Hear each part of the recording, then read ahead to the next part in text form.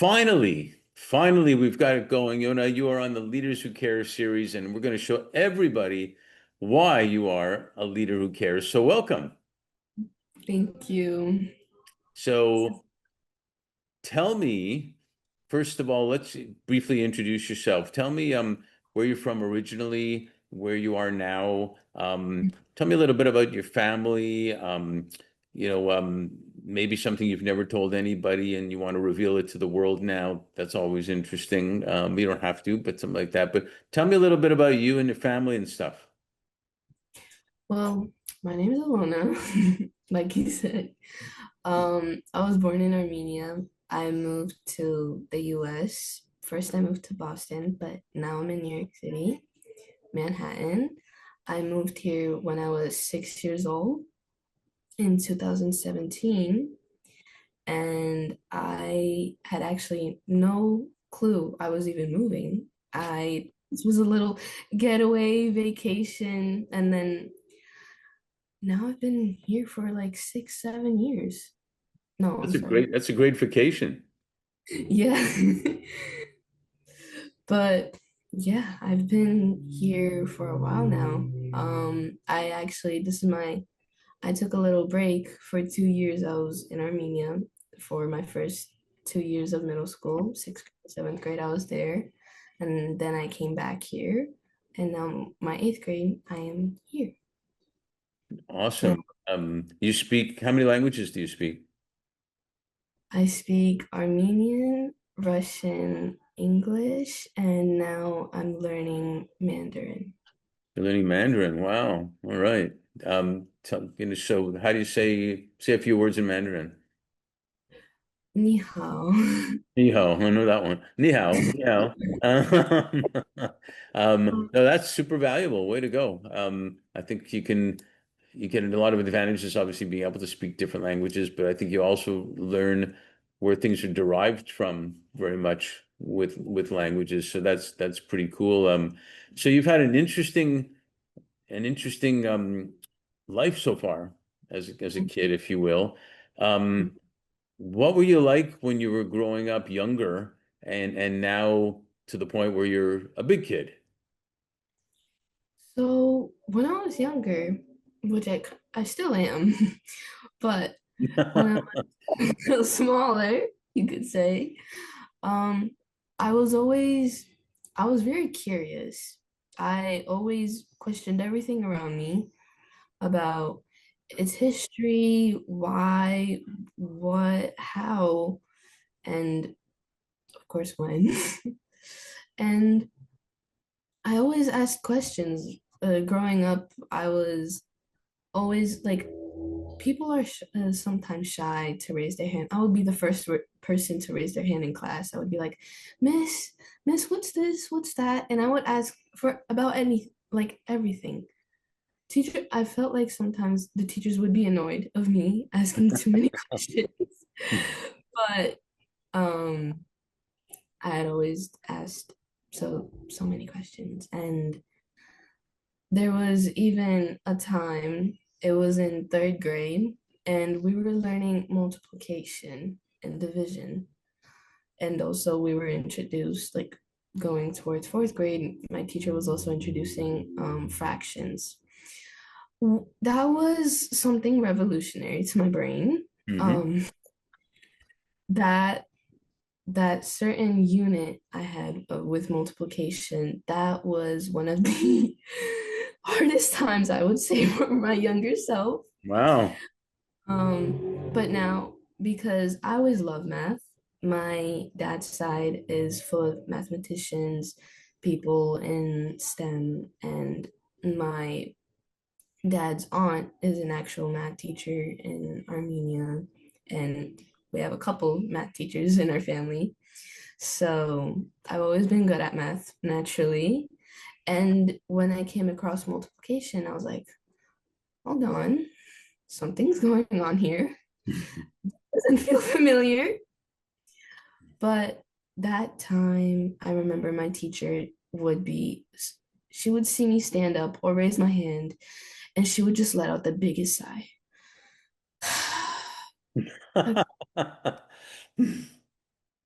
And she would always shake her head. And she always like had her hand down on the desk. She would just put it down. And when I would stand up or raise my hand, but Was yeah. she exasperated by you or what? I was always the good student, and always the like one of the most like I guess you could say best graded student, kind of. And but the thing is, I always had the trait of asking too many questions. I would question everything, especially even around the time in sixth grade, negatives and positives. That was another chapter of something revolutionary. My brain. Um, but I would always ask, like, for example, like negatives, it took me such a long time for me to get used to them, as you could say. For example, I don't know, let's say like the most easiest one, -2 and another -2. That's the equation. I would question, so like, do the negatives make a positive? But then they were like, oh, when you see two negatives, keep the negative, but add the numbers. What am I adding? Do the signs turn into a plus? Because, they're two lines and they just go into the plus shape. Maybe that. Do the numbers add up? Do they multiply? Do they divide? I didn't know what was going on. I was questioning. And my teacher, again, she would make this. I had the same math teacher for like the first 6 years. She would always do her little hand thing on the desk and her little sigh. Not even little, quite big. Quite big sign. Okay, I got it. Well, yeah, and she had 6 years of you, and then she retired when you left, right? Um, so Hold on for talk, the sigh. talking about education, you actually have pretty unique education because, correct me if I'm wrong, the British International School of Armenia, and then Mhm. Pearson. Is that correct? Pearson Education. Pearson Education was the program that the British International School used. Okay, cool. And now Mhm. Timothy Christian, is that where you're at? That's where I'm at right now. And you're going into finals. So I noticed you describe yourself as a very curious girl with Mhm. many interests. And I think I'm quoting like biology and art and psychology and economy and law and medicine, all of that. And you said you're on a journey of making a change that is just starting. Uh, Mhm. what are you envisioning for yourself at this stage then? For now, well, as I'm going into high school, I'm about to be a freshman, which is kind of scary. But going into freshman year, I started thinking about what I really want to focus on during my high school years. And I feel like this summer, I'm really gonna decide final on what I really want to do, and I'm just gonna continue it that way. Later on, if I want to change something, you can do anything. Everybody has the power to do anything they want. But for me, I feel like what I have chosen is something with engineering and medicine. So what has like come down was biomedical engineering. Well, So that's what I'm gonna focus on. well, And for me, it sounds like you'll create a great foundation that there could be multiple things you end up doing because the world's changed where you don't have to do one thing your whole life anymore. You can actually do multiple things sometimes at the same time, sometimes different times. So I think that's actually a great answer. And anybody that says they know exactly what they want to do for the rest of their life, I'm not saying I don't think they're lying, but I think they're not leaving enough of an opening to do other stuff too. not exploring their other interests and other maybe interests they would have, like, I don't know, maybe somebody who's going into finance, for example, out of nowhere, they start liking science, maybe because Mhm. more in finance, people usually said the people who just go for the check. That's what I've always heard growing up. If you want to go into finance, So they don't that's the only thing they're basically good at. And going into like STEM out of nowhere is like it's like them trying to open up new hobbies, and I really like seeing people do that because it just shows you're not just interested into one specific thing. You can do multiple things in your And did you ever thought of that person that goes into finance for the check, which isn't always 100% true, but sometimes they actually care also. But what about I compare a lot of things to sports, and teams win championships, not individuals. And same in business, teams and the right partner on the team wins championships, which are basically, a good business or whatever. So you should be nice to some of those finance people, and they should be nice to you, so you can combine and do some great stuff together. Mhm. Make sense? Yeah. Um, Never good to do something, well, not never, but never say never. But it's good to have somebody by your side and going along with you, not doing something individually and just all on your own. It's good to have people surrounding you and people like-minded people who enjoy doing those certain things with you. Now you say like-minded, which I understand. It means people who think like you, same values and whatnot. It's not necessarily, and tell me your thoughts on this, not necessarily bad to get around people who aren't like-minded, not in a bad way, but they have different ideas, different perspectives and whatnot. Don't you think that's valuable too? That is. It's important to be, maybe the word is inclusive, I guess. To to explore different interests and different people and find out how different people think. Maybe this person, I don't know, has a specific opinion. I can't really think of an example of what, but I don't know, about one specific thing. Maybe the simplest example, apples shouldn't be cut this way. Like, I don't know, somebody cuts it first sideways and then the front side. But maybe the other person is thinking, no, you should do piece by piece. I don't know, something complicated and different. It's good to learn how they also think. Absolutely. And you're an international person, so that's an advantage you have because you see different things and there's no wrong. To me, it's maybe just a different perspective. And that happens to be super valuable, whether it's in business or in a family or whatnot, to at least get those perspectives because you can probably each learn from each other and maybe the result is double better by what you both bring to the table. So I love that. I love that. So speaking of international, you travel a lot with your mom. I got in exploring initiatives, relationships, and stuff like that. Um, and including where we met. We met at the Ascend event, which was Michael Loeb and his team over there. Can you share some experiences that have stood out for you traveling? And then I want to ask you a question about Ascend. But in your travels, have there been any experiences that you'd like to share that really stood out and they were either exciting or you learned something or whatever?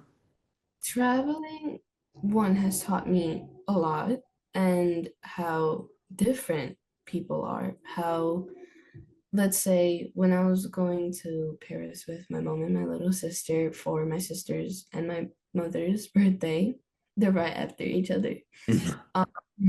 We were going to Paris to celebrate her birthday, well, their birthday. And I remember my mom has Armenian friends there, and mom my mom's uncle's wife also lives there. She is pure Armenian, yet she's always lived in France her whole life. We met up with her, and that, like, there's a difference, even though you are both we both share the same ethnicity, the same ethnic background, yet we come from such different places. How they act, how they speak, manners, well, manners, that really depends on your parents and how they raise you, but um how they really are, what I learned, she has a younger daughter too. When I saw her, I started just pointing out the differences between us. She speaks perfect Armenian. Well, that's my first language. So, both of our first languages, we speak good Armenian. Yet the way like how she acts and her accent, it's different. There's Eastern and Western Armenian, and Western Armenian is usually the more like different Armenian. Eastern Armenian is the standard Armenian. Western Armenian is said to the people who live outside of Armenia. So Yet do they have different, sorry to interrupt, they have different perspectives on how to do things? that and also how they speak. Hmm. Our I never knew this until I met her. She had said, "Oh, because I had asked her, because when you're speaking in Armenian, the Eastern Armenian way, my Eastern Armenian way, um, when you speak that way, you use the letter G. It's gonna sound different, but it's like standard. You use G a lot more when you're speaking, yet Western Armenians use K. It's if you don't know the language, it's kind of different. But let's say in English, um, see, I don't want to sound bad. But hang on a second. I got that. That's cool. So they speak differently. Um, there's two things that can happen there. People can discriminate and judge one or the other, or they can look at it as, well, that's kind of cool and different, how you do it. And there's a lesson to be learned even from that example about not judging people as good or bad. They're just doing something different, and it's a good. And I love when names are pronounced properly the way they're originally supposed to be said, not how people change it because they can't pronounce it. Because I think it's interesting and sounds cool and everything like that. So, do you find that those differences like that you actually appreciate and enjoy, or that they bother you? No, I see it as I appreciate it and our differences, and I like that there's differences. I like how I get to see our different views, you could Hmm. say. So The view, when you travel to some other countries or cities, you probably saw differences in different foods and things like that. Um, yeah. And is that something you enjoy, or some people like to stick to the same food all the time type of thing? Because that you like. I I love it. I enjoy going to different places and seeing the difference between the different cultures and different countries and how they are, even though, like for example, the let's say the UK and America, for example. It Hmm. might seem controversial, but it's just an example. Hmm. Both speak English, Hmm. yet their accents and let's say their regular breakfast. Let's say I don't want to be like racially discriminated or anything. I don't want it to seem like that, but let's say like a simple American breakfast is bacon, eggs, and like pancakes or waffles. Hmm. Traditional English breakfast might be, I don't know, pudding, I don't know what they eat. English I could muffin? maybe mashed potatoes or grilled chicken, I think. But you see, now would you eat both of those? Possibly. See, those are not my favorite out of different cultures, but So that's an easy example of someone that's open would try at least the other breakfast and see what it's like, and not say, "Oh, I want my breakfast that I usually have it," rather than being curious and explore and interested and wanting to taste a different breakfast. And it's a good example of how you can be in everything, is not closed-minded, but like you said, open-minded, to something different that hey, maybe you would be like that and change. I do want to ask you also when we met at the Ascend event at Mhm. Globe's offices and whatnot, which I found very interesting how it was next gen entrepreneurs and next gen investors. What how did you find it? What lessons did you get out of it? What did you like? What stood out for you? So I feel like that was the one event that kind of changed most how I see things mostly and how I view people kind of because I went in there, I didn't even know what an entrepreneur was until I stepped foot in there. That's one thing. I didn't know really how business works. Yes, my mom was in the line of business and was an entrepreneur, yet I never really knew in depth what it really was. And I left the event with so many new things. I knew what an entrepreneur was. I knew from the entrepreneurs that Michael Loeb had invited, um, from them, I had learned what a startup was, what investments were. I didn't even know what an angel investor was. Left there fully knowing the whole description, maybe. And I feel like um when I left there, especially, there was this one man, I don't specifically remember his name. He was the one where he was a former police officer Sure. and he was explaining his story about one of his experiences um as an officer, and I don't uh, remember exactly what it was about. Yet it was a really detailed, very okay, impactful story, you Hmm. could say. How reality is, like how the real world is. Because kids, they're not, of course, parents keep them in, like, oh, I want my child to be raised, um, like not being open, I don't know, to the internet, to bad things, like bad people. Hmm. And when I was listening to his story, I felt moved, also a little emotional Hmm. from the story that kind of made me emotional because the story about the woman, the child, and everything, it was just kind of, let's say it just had a big impact on me on how really people are and how people in the real world act.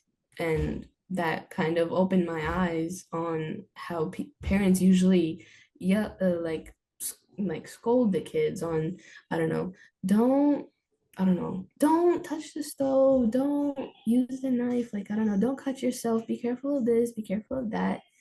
They're saying it for a reason because they know and adults have experienced these kinds of things, and that kind of opened my eyes about how my mom views things, for example.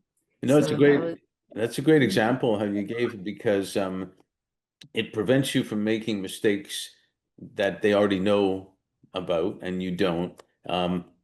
And you're right, it also teaches you about real life, which is what an entrepreneur goes through. mhm, Real life, creating the business, the vision, then mhm. raising the money, then having people working with you, having partners, real life stuff that you have to figure out to be successful. And at the same time, to enjoy the journey of it, because the journey is a big part of the whole thing that you'll remember at the end of the day when you win or you create a great company or whatnot. You look back and you remember all the journey that you took and as hard as sometimes it could be, like how emotional you got from that story. Appreciating the journey and the experiences that you've gained are going to be cherished forever and also used in anything else you do, afterwards. So, um, was that the highlight of the event for you? I think so, yeah. And also the after party. It was After like an party, cool. the after party of after the 2 days there. Um, when we went to his home, um, I feel like when we were at the office and we had all the people, like um the the pictures and the entrepreneurs speaking, and then at the after party, it was like at at the actual event, everybody was serious. Everybody had like their serious face on, serious mindset. I'm ready to listen. I'm ready to learn something new. I'm ready to focus. There. Oh, it's so nice. Oh, we can relax. And in the beginning, I was kind of scared actually going there. I was like, they're all adults, and I'm the only one who's really young here, and the only person that was somewhat close to my age. I don't know if you remember Bridget and Steffi. Sure. Bridget was one at the event. She was 17 years old. So she was the only one that's somewhat close to my age. I think Bridget's 16 years old. Oh, really? Well, she just turned 18 actually, so She did? yeah. Okay. It was We just had her on the series too. Her and Steph were on the series too. I actually met with her quite a bit, both the sisters. We had a little chat um and connected a little bit after. And me going there was kind of scary for me because I was like, they're all really experienced and when they're adults, yes, there will be kids, but they're all in college. I'm not even in high school yet, so I was kind of a little scared. Yet I left there and I felt so welcomed and I felt so happy that I got to meet these new people. Michael, when my mom was talking about him, I felt kind of scared about him. I was like, such a serious man. He's doing these big things and big projects, and I'm gonna meet him. But then when I spoke to him, I was like, oh, never mind. Oh, Yeah, it's he's a nice not bad. guy. He's not no, it's great. And I think you're appreciating the experience is the most important thing because you can learn so much from other people and I think part of that is to be engaged with people close, even close to your age, that you can, your language, your experiences, your everything coming together, with other people that are entrepreneurial and get their feelings and seeing that, well, that's kind of like what I got. I was nervous about that too, and all that I think is important. So it's good to hear that you had that experience. You told me, I think you told me once that you're preparing this. I think I'm quoting. You're preparing for my life's first serious project that will Mhm. change a lot in today's reality of America. So are you able to reveal anything about that? I can give a little hint on what it is. Okay. I'm, I'm going to throughout high school, I'm going to starting freshman year, I'm going to start a nonprofit and it's gonna focus on and it's called well actually I'll keep the name a secret. Okay. Not yet. Okay, can you tell us what it's about a little bit? It's something in the medical field and it's going to help people with heart disease and it's going to use AI to detect heart diseases and any heart complications for surgical operators. So, Awesome. I know a um, I know a lady yeah. who's I know a lady who's a cardiologist that has a tech company about heart. You should probably talk to her. I would like Really? She could probably give you some information. That's exciting. I can't wait to the big reveal and we hear the name and everything. So that'd be super cool. So last question here, because in LA we always say you want to leave the audience wanting more, so we can do a sequel. So we may have to do a sequel. Um, so one client talked to me about the year 2020, which was the pandemic year, and told me that it was the year that flew by slowly, Mhm. is obviously an oxymoron or a contradiction. It can't fly by slowly, but it kind of felt that way. And now we're already in the second half of 2025, which is amazing. Um, can you tell me what you're most grateful for and also what you're most hopeful for? I'm most grateful for my mother. I am forever grateful to have a mother like her. She had changed, and when I lived in Armenia, I had to come here for certain reasons, and it was I hadn't I couldn't see her much, and I was in Armenia. She was in America. I was in Armenia. The only times I would see her was probably New Year's and sometimes my birthday. And I left here with there was a situation in 2021 in exactly this month, May. There was a situation in my building where I used to live, and my house had burned down. So we weren't able to live there, and I left to go live with my grandparents, and so I got to learn Armenian and Russian. Um, I left without a home here, and I came back to her having like now owning a whole business. She's now she's about to come home soon. Yet she's in Fresno with my uncle, and they just won the I think it's the state government like Caltech some kind of award, and they just won some state award for a company, and it was $75,000, which I'm really proud of her. And I also stay in a warm home with everything that I will ever need, and I go to a good school. I'm having a good education, and I come back to that, so I'm forever grateful to her.